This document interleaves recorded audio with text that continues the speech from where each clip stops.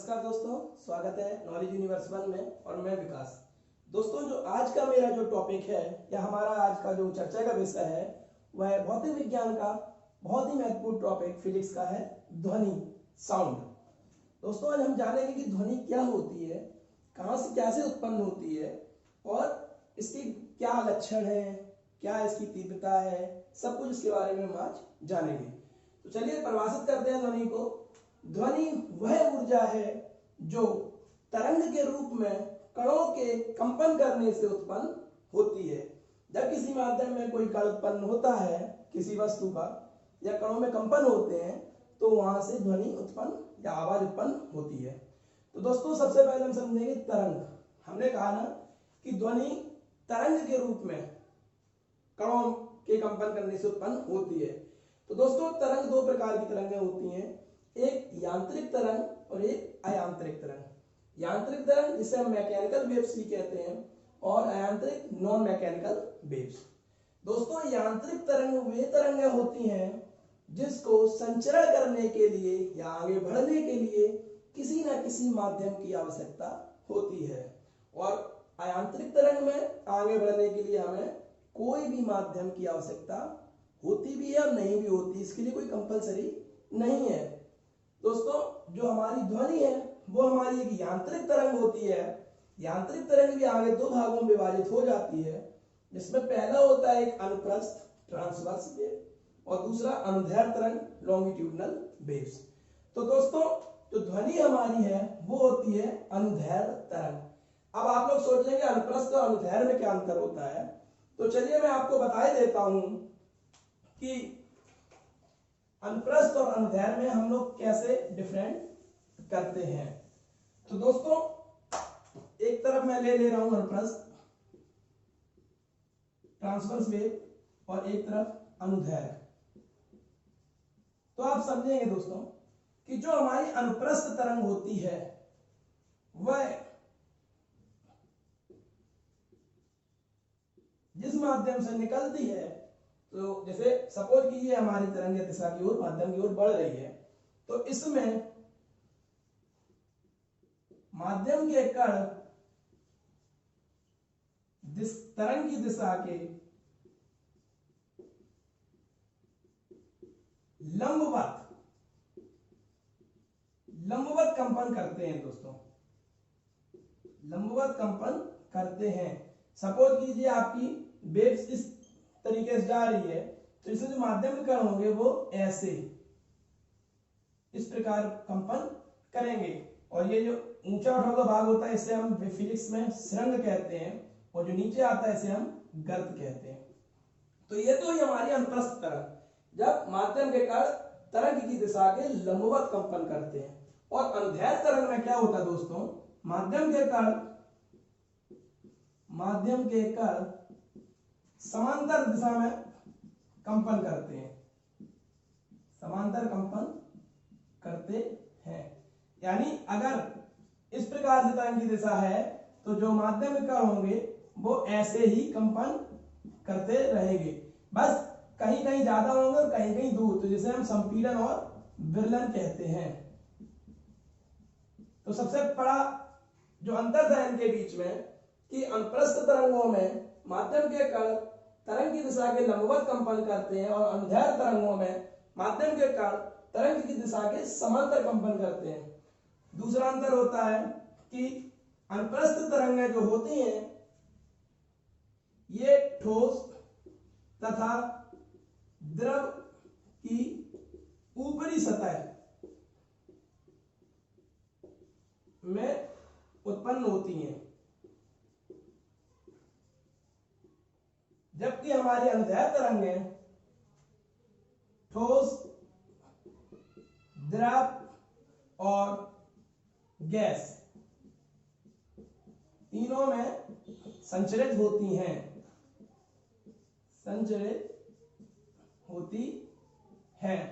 Suppose कीजिए कि जो ध्वनि है हमारी उस वह तीनों माध्यम में संचरित होगी, क्योंकि वह क्या है आपकी अनुदैर्ध्य तरंग, ठोस, द्रव और गैस तीनों माध्यम में ये संचरित हो सकती है। चलिए आगे बढ़ते हैं। ये तो था अनुप्रस्थ और अनुदैर्ध्य तरंग। तो हमारी ध्वनि क्या है, मैंने बताया कि ध्वनि हमारी अनुदैर्घ्य तरंग है, और जब ध्वनि अनुदैर्घ्य हो गई तो दोस्तों इसे भी एक माध्यम की आवश्यकता पड़ती है। अब वह माध्यम कुछ भी हो सकता है, वह ठोस हो सकता है, द्रव्य हो सकता है और गैस भी हो सकता है। माध्यम के हिसाब से ध्वनि की चाल भी बदलती रहती है, यानी ठोस में ध्वनि ज्यादा संचरित होती है, द्रव में उससे कम और गैस में उससे भी कम संचरित है, ध्वनि की चाल बदल जाती है।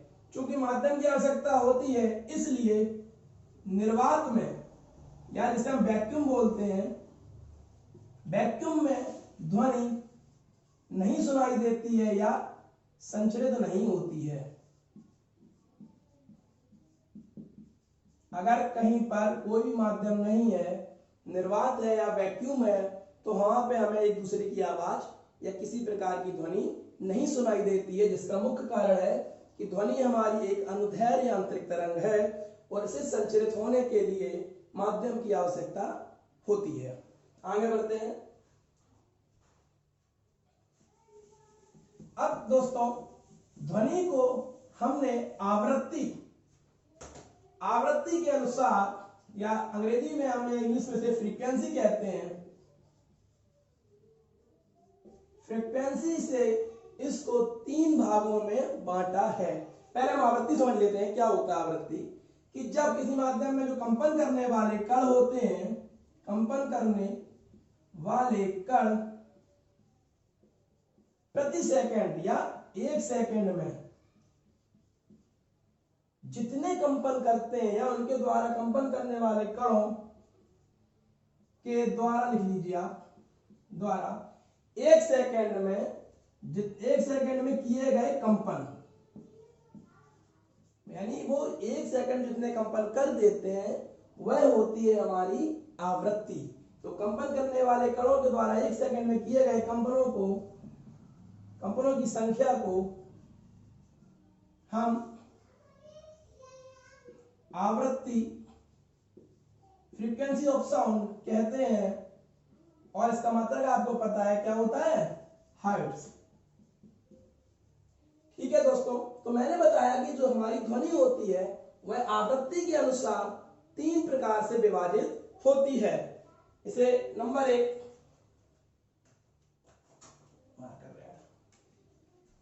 होता है इसका अपश्रव्य,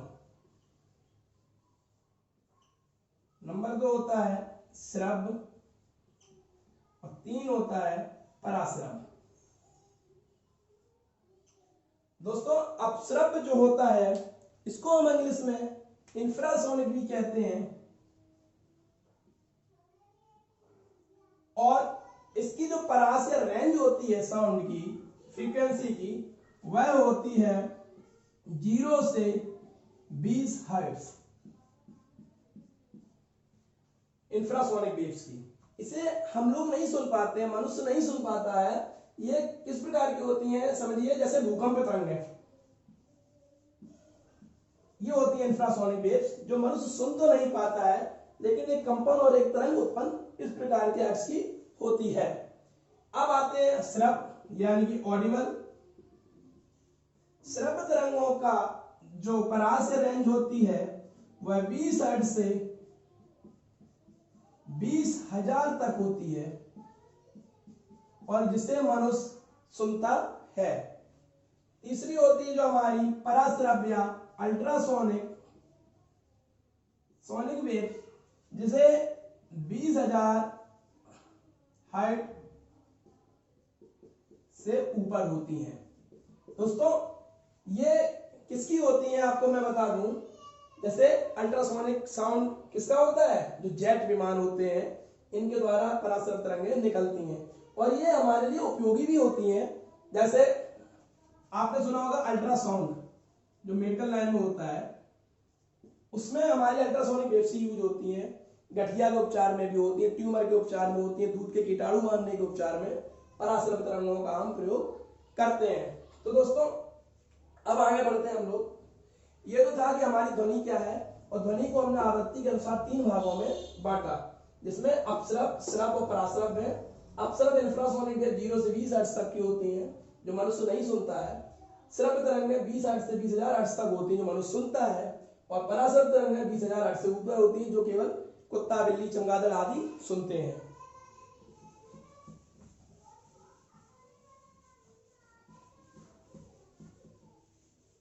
अब दोस्तों नेक्स्ट हम बढ़ते हैं ध्वनि की चाल। दोस्तों ध्वनि की चाल पर माध्यम का बहुत असर पड़ता है। यदि ध्वनि किस माध्यम से होकर संचित या प्रवाहित हो रही है उसका हमारे ध्वनि की चाल पर बहुत असर पड़ता है। नॉर्मल वायु में ध्वनि की चाल 332 मीटर प्रति सेकंड होती है और यह क्रमशः ठोस, द्रव और गैस में बदलती रहती है। तो दोस्तों सबसे कम जो गैस ध्वनि की चाल है वो हमारी गैस में होती है, उससे ज्यादा जो द्रव का माध्यम होता है उसमें होती है, और सबसे ज्यादा होती है हमारी ध्वनि ठोस में। ठोसों के जो ठोस माध्यम होता है, सॉलिड मीडियम में ध्वनि की चाल सबसे तेज होती है। उदाहरण के रूप में आप समझिए कि एक लोहे की छड़ है और एक पानी का बाउल कोई रखा है, तो ध्वनि की चाल लोहे की छड़ में सबसे ज्यादा होगी और पानी में कम होगी। अब हम ये भी जानना चाहेंगे कि ध्वनि की चाल सबसे कम किस में होती है। तो ये आप लोग याद रख लीजिए कि CO2 गैस, कार्बन डाइऑक्साइड में ध्वनि की चाल सबसे कम होती है 258 मीटर प्रति सेकंड, और ग्रेनाइट पत्थर में ये सबसे ज्यादा होती है लगभग 6000 हर्ट्ज। सॉरी हर्ट्ज नहीं, मतलब मीटर प्रति सेकंड। तो हम लोगों ने जान लिया कि ध्वनि हमारी तीनों माध्यम में संचरित हो सकती है, किंतु गैस, द्रव और ठोस में ये क्रमानुसार बढ़ती हुई चली जाती है। CO2 गैस में सबसे कम 258 मीटर प्रति सेकंड होती है और ग्रेनाइट पत्थर में सबसे ज्यादा 6000 मीटर प्रति सेकंड होती है। आगे बढ़ते हैं दोस्तों।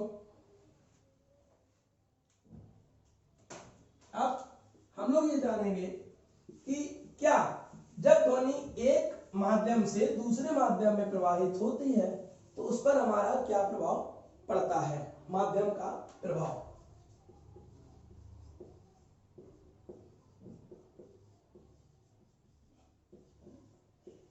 दोस्तों सपोज कीजिए ये हमारा एक ठोस मीडियम है, ये क्या है, ठोस, और ध्वनि यहां से जाके ये इस तरह लगा क्या, ये मान लीजिए हमारा लिक्विड माध्यम है, ठीक है, द्रव है। तो जब ध्वनि यहां से इस माध्यम में प्रवेश करेगी तो ध्वनि की चाल और तरंग दैर्घ्य में परिवर्तन हो जाएगा, क्योंकि मैंने भी आपको थोड़ा ही ऊपर बताया है कि ठोस और द्रव में इसकी चाल अलग अलग होती है। तो आपको ध्यान रखना है क्या, इसकी जो चाल होती है, चाल और तरंग दैर्घ्य में परिवर्तन हो जाता है। और दोस्तों लेकिन इसकी फ्रीक्वेंसी नहीं बदलती है, जितने हर्ट्ज से यहां से ये चलेगी उतने हर्ट्ज पे यहाँ पे जाएगी। माध्यम बदलने से ध्वनि की आवृत्ति पर कोई असर नहीं पड़ता है। तो ये टॉपिक कभी भी पूछ देते हैं कि सपोज कीजिए एक माध्यम से दूसरे माध्यम में ध्वनि संचरित हो रही है तो क्या बदलेगा, ऑब्जेक्टिव दे देते हैं, वहां पे चाल, आवृत्ति, दोलन, कुछ भी, तो वहां पे चाल परिवर्तित हो जाएगी क्योंकि माध्यम में चाल अलग अलग होती है, लेकिन ध्वनि की आवृत्ति नहीं बदलती है। नोट कर लीजिए, अगर आप लोग इसे देख रहे हैं, लिख रहे हैं तो नोट कर लीजिए। आगे बढ़ते हैं दोस्तों। अब हम लोग ये देखेंगे, मैंने तो बता दिया कि माध्यम बदलने से चाल बदल जाती है। अब हम लोग नोट करेंगे कि क्या ध्वनि पर भौतिक राशियों का कोई असर पड़ता है कि नहीं, भौतिक राशियों का प्रभाव। आपकी भौतिक राशियां कौन सी होती हैं, आपको पता है, एक ताप होता है, दाब होता है, आर्द्रता हो गई आपकी, और वायु में हो गया, पवन में। तो दोस्तों ये चार मैंने भौतिक राशियां लिखी हैं। सबसे पहले आते हैं नंबर एक, ताप, टेम्परेचर। तो आपको पता है कि जो हमारा वेव वेलोसिटी होता है वो डायरेक्ट प्रोपोर्शनल होता है टेम्परेचर के। तो ध्वनि जो माध्यम आपका है, यदि उसमें तापमान बढ़ रहा है तो तापमान के अनुसार ध्वनि की चाल भी बढ़ जाती है, यानी ताप बढ़ने पर ध्वनि की चाल भी बढ़ जाएगी, बढ़ती है। अब आते हैं नंबर 2 दाब में। दाब का कोई असर नहीं पड़ता है, कुछ नहीं, परिवर्तित नहीं होगा, परिवर्तित नहीं होती। आर्द्रता, हम सबको पता है कि यदि कोई मौसम नम है तो नम शुष्क में और नम में क्या अंतर होता है? नम वायु में बढ़ जाएगी और शुष्क वायु में कम हो जाती है। ऐसे ही हम लोगों ने कभी देखा होता है कि यदि कोई कोहरा पड़ रहा होता है और हम लोग बिजली के तारों के पास से निकलते हैं तो हमें उनकी आवाज सुनाई पड़ती है। और क्यों होता है? क्योंकि उस समय वायुमंडल में आर्द्रता बहुत ज्यादा होती है। तो ध्वनि की चाल पर आर्द्रता का क्या प्रभाव पड़ता है मित्रों? नम वायु में यह बढ़ जाएगी और शुष्क वायु में ये गर्म वायु में कम होती है। वायु का प्रभाव आपको पता ही है कि जहाँ वायु के अगर हम दिशा की ओर चलेंगे तो वायु की वेग की दिशा में ये बढ़ेगी, बढ़ती है। जिधर हवा बहेगी उधर साउंड ज्यादा जाएगा और विपरीत में कम होती है, विपरीत में घटती है। ये तो थी हमारी भौतिक राशियां, ताप, दाब, हवा, आर्द्रता, जिनका ध्वनि की चाल पर मैंने बताया कि ताप बढ़ने पर ध्वनि की चाल बढ़ेगी, दाब से कोई परिवर्तन नहीं होता है, आर्द्रता में नम वायु बढ़ जाएगी, शुष्क में कम हो जाएगी और वायु में वायु की दिशा में बढ़ती है, विपरीत पे घटती है। आगे बढ़ते हैं दोस्तों, ध्वनि के लक्षण। थोड़ा फास्ट पढ़ा रहा हूं क्योंकि पिछला वीडियो जो मेरा था उसमें कमेंट्स आए थे कि वो थोड़े लंबे हो गए थे, इसलिए मैं जल्दी से कर रहा हूं। ध्वनि के लक्षण, तो दोस्तों क्या लक्षण होते हैं? सबसे पहला तो आ गया आपका तीव्रता। कैसे पता चला कि इंटेंसिटी उसकी क्या है? तो तीव्रता के लिए हम लोग ऐसे भी परिभाषित कर सकते हैं कि इकाई क्षेत्रफल में प्रति सेकंड प्रवाहित ध्वनि। हम लोग साउंड बढ़ा देते तो हमें तेज सुनाई देने लगता है, कम कर देते हैं तो वह कम हो जाता है। तो यही होती है ध्वनि की तीव्रता और इसे हम लोग किसमें नापते हैं? डेसिबल में। ये इसका मानक होता है। कहते हैं कभी 85 डेसिबल प्रदूषण हो जाता है, मनुष्य सुन नहीं सकता है। 7 डेसिबल एक मानक ध्वनि स्तर है, नगरों के लिए 45 है। तो वह क्या होता है दोस्तों? यही तीव्रता होती है ध्वनि जो इकाई क्षेत्रफल में प्रति सेकंड प्रवाहित होती है। नंबर 2 आते हैं बहुत ही महत्वपूर्ण, जिससे ज्यादातर कंपटीशन में 1 या 2 नंबर के अक्सर पूछे जाते हैं, तारत्व या पिच। दोस्तों ध्वनि पिच क्या है? ध्वनि का मोटा या पतला होना हमारा ध्वनि का तारत्व पिच कहलाता है। जैसे आपने सुना होगा कि लड़कियों की आवाज पतली होती है, लड़कों की आवाज मोटी होती है, और जो तारत्व होता है वह आवृत्ति पर निर्भर होता है। तारत्व क्या है? तुम्हारा ध्वनि का मोटा या पतला होना है और ये किस पे निर्भर करता है? आवृत्ति पर। अधिक आवृत्ति होगी अगर ध्वनि की, तो उसका तारत्व भी ज्यादा होगा, यानी कि आवाज कैसी होगी? पतली। यहाँ पे कंफ्यूज मत होना, मैं आपको बता दे रहा हूं कि जितनी पतली आवाज होगी उसका पिच ज्यादा होगा, तारत्व ज्यादा होगा, और मोटी आवाज में आवृत्ति भी कम होगी, कम आवृत्ति, तारत्व कम, इसका मतलब है मोटी आवाज। इसीलिए लड़कियां, छोटे बच्चों की आवाज हमारे कानों तक बहुत तेज जाती है और पुरुषों की आवाज मोटी होने का इतनी कानों में चुभती है, अंदर तक नहीं जाती है। इसको कुछ गलत ना लें।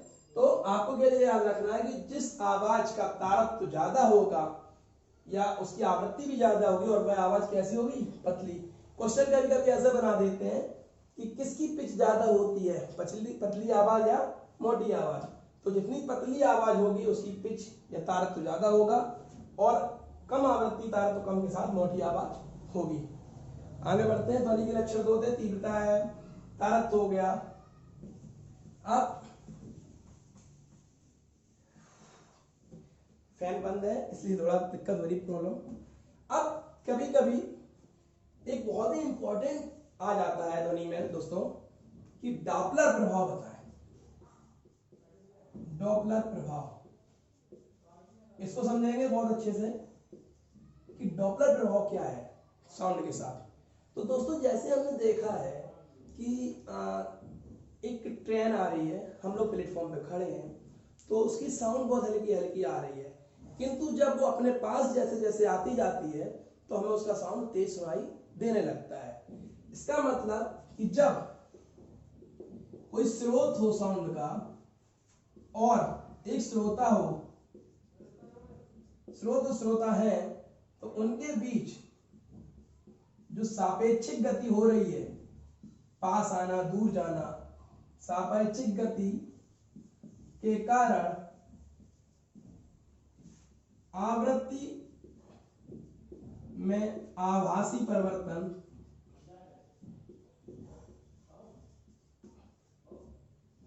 क्या है? डॉपलर का प्रभाव है।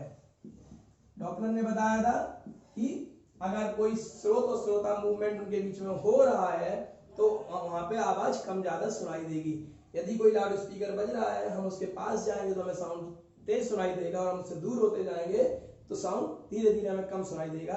यही होता है आपका डॉपलर का प्रभाव, यानी स्रोत और श्रोता के बीच में होने वाली सापेक्षिक गति के कारण, मैं इसको हाईलाइट कर देता हूं मार्कर से, जो सापेक्षिक गति हो रही है, पास आना दूर जाना, इसके कारण जो उसकी आवृत्ति में आभासी परिवर्तन होता है वह कहलाता है आपका डॉपलर का प्रभाव। भूलना नहीं है दोस्तों, बहुत ही सिंपल है, इसको हमें बहुत अच्छे से याद करना है। अब नेक्स्ट इसमें है ध्वनि में इको, या इसे हम बोलते हैं प्रतिध्वनि। दोस्तों इको या प्रतिध्वनि क्या है? हमने देखा होगा कि जब हम लोग कभी किसी खाली हॉल में आवाज देते हैं या किसी कुएं में झांककर आवाज देते हैं तो हमें वहां से प्रतिध्वनि या आवाज गूंजती हुई सुनाई देती है। यह होता है हमारा इको। और दोस्तों एक बात भी आपको याद रखना है, किसी जगह इको उत्पन्न होने के लिए वह व्यक्ति से कम 17 मीटर की दूरी पर होना चाहिए। ये मानक दूरी है इसकी, इससे कम पे इको उत्पन्न नहीं होगा। उसका भी रीजन मैं बताया दे रहा हूं दोस्तों कि जो प्रतिध्वनि है या हमारी ध्वनि हमारे कानों में 1/10 सेकेंड तक रहती है, 10वें हिस्से तक आवाज कान के अंदर तक रहेगी। तो अगर हम कम दूरी से बोलेंगे तो आवाज हमें फिर नहीं सुनाई देगी। और इसकी दूरी अगर इको सुनना होता है तो किसी चीज से जब हमारी आवाज टकराकर वापस आती है, साउंड गूंजती है, तो उसके लिए मानक दूरी कम से कम 17 मीटर होनी चाहिए। और यह था हमारा प्रतिध्वनि। अच्छा आपको बता दें, इको हुआ या प्रतिध्वनि हुआ, आपने सुना होगा कभी कभी सोनार करके पूछ देते हैं। सोनार, साउंड नेविगेशन एंड रेंजिंग। सोनार का प्रयोग कहां होता है दोस्तों? यह हमारे जल सैनिक या नौचालन दल इसका प्रयोग करते हैं, इस तकनीक का। इससे वो जल के अंदर छिपी हुई कोई वस्तु या जल की सतह पे पाई जाने वाली वस्तु को वो पता लगा लेते हैं। होता क्या है कि इसमें ध्वनि की तरंगें आगे की ओर जाती हैं, जब वह किसी वस्तु से टकराकर वापस लौटती हैं तो सोनार के द्वारा उसको रीड कर लिया जाता है। और यह ज्यादातर शिप में नौचालन दल होते, नेवी होते हैं, वहां पर एक टेक्निक का प्रयोग हम लोग करते हैं। कभी कभी इसे रडार से भी ऐसे ही हम लोग करते हैं, प्रतिध्वनि उत्पन्न करके। तो ये आप लोग याद रख लीजिए, सोनार क्या होता है? प्रतिध्वनि को प्रयोग करते हुए जल और जल की सतह में पाई जाने वाली वस्तुओं का पता लगाने के लिए हम इस विधि का प्रयोग करते हैं, सोनार का। आगे बढ़ते हैं। ये तो था दोस्तों हमारा इको। अब ध्वनि, लगभग हमने ध्वनि का सबको जान लिया, ध्वनि क्या होता है, ध्वनि किस प्रकार की तरंग होती है, अनुदैर्ध्य तरंग होती है, ध्वनि की चाल क्या है, किस माध्यम में ध्वनि ज्यादा चलती है, किसमें कम होती है, लक्षण क्या है, डॉपलर प्रभाव क्या है, और सोनार वगैरह, इको भी हो गया। कभी कभी कुछ क्वेश्चन ध्वनि से आ जाते हैं मैक नंबर को लेकर, मैक संख्या। तो दोस्तों हम ये समझेंगे मैक नंबर क्या है। मैक नंबर एक फॉर्मूला होता है, सर मैक नंबर को निकालने के लिए होता है पिंड की चाल, पिंड का मतलब जो भी वस्तु मैक संख्या से चल रही है, बटे ध्वनि की चाल। जैसे उदाहरण मान लीजिए मैं कह दूं कि एक एरोप्लेन 2 मैक नंबर से जा रहा है, दो, इसका वेग 2 मैक संख्या है। प्रश्न एक लिख रहा हूं, एक जहाज की मैक संख्या 2 है, उसका वास्तविक वेग क्या है? वेग क्या है? तो दोस्तों हम लोग इसका फॉर्मूला करेंगे। मैक संख्या दी है, कितनी है? 2 बराबर पिंड की चाल यानी जहाज की चाल, जहाज का वेग बटे ध्वनि की चाल। ध्वनि की चाल नॉर्मल हमने बताया था कितनी दी जाती है? 332 मीटर प्रति सेकंड। तो यहाँ 332 रख देंगे, जहाज का वेग निकालेंगे तो जहाज का वेग बराबर हो जाए 2 का से मल्टीप्लाई 2 664 मीटर प्रति सेकंड से वो चल रहा है। दोस्तों इस तरह से हम लोग मैक संख्या निकालते हैं, जिसका ये फॉर्मूला है। कभी कभी पूछ देते हैं कि मैक संख्या कैसे निकलती है और क्या होती है ध्वनि की। तो मैक संख्या होती है पिंड की चाल बटे ध्वनि की चाल, बिल्कुल सिंपल फॉर्मूला होता है। तो ऐसे क्वेश्चन भी आ जाते हैं। अब ध्वनि से रिलेटेड जो भी क्वेश्चन आंसर है ऑब्जेक्टिव टाइप, वह मेरे नेक्स्ट वीडियो में आएंगे। उसमें आपको देखना है कि मैंने इस वीडियो से क्या सीखा है। दोस्तों मैं इसे पढ़ाने का मेरा मेन कारण यही है कि जब हम लोग ऑब्जेक्टिव टाइप क्वेश्चन पढ़ते हैं या 1 लाइन में आंसर क्वेश्चन देते हैं तो वो कुछ समय तक तो हमारे दिमाग में रहता है, परंतु धीरे धीरे समय के साथ हम उसे भूल जाते हैं। लेकिन जब हम इस प्रकार कोई क्लास के रूप में उसे समझते हैं, उसका एक एक कॉन्सेप्ट क्लियर करते हैं, तो वह हमारे दिमाग में परमानेंट तो रह ही जाता है। लगभग में परमानेंट इसलिए नहीं, कुछ लोग भूल जाते हैं, लेकिन उसके चांसेस ज्यादा याद रहने के बढ़ जाते हैं। तो आज हम लोगों ने सबसे पहले आज की क्लास में क्या सीखा? ध्वनि क्या है? ध्वनि हमारी एक अनुदैर्घ्य तरंग है जिसको आगे बढ़ने के लिए माध्यम की आवश्यकता होती है।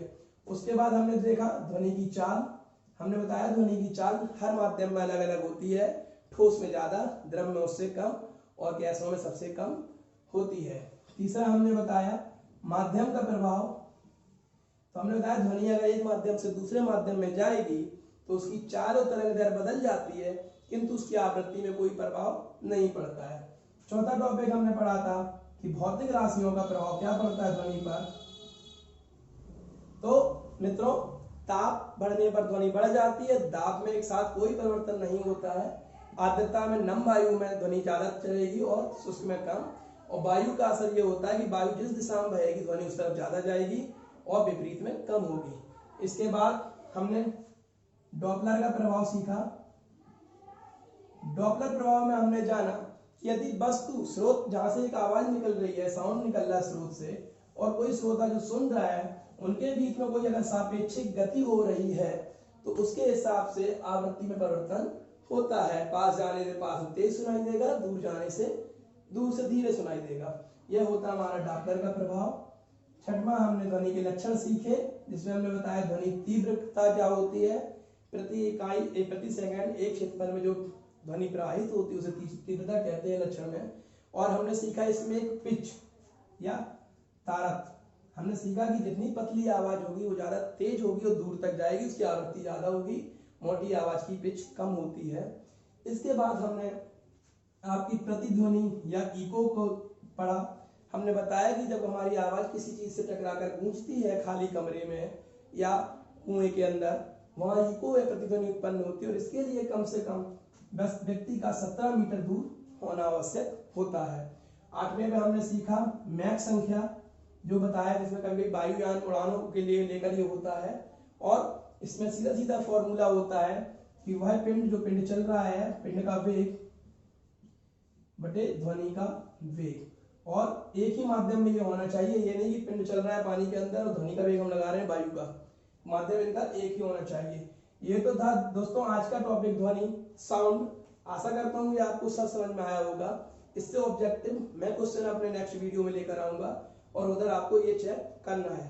तब तक के लिए धन्यवाद। और अगर मेरा पढ़ाया हुआ है, मेरा चैनल से आपको कुछ ज्ञान प्राप्त होता है तो इसको सब्सक्राइब कर दीजिए, लाइक कर दीजिए और अपने दोस्तों और मित्रों में शेयर कर दीजिए। बहुत बहुत धन्यवाद।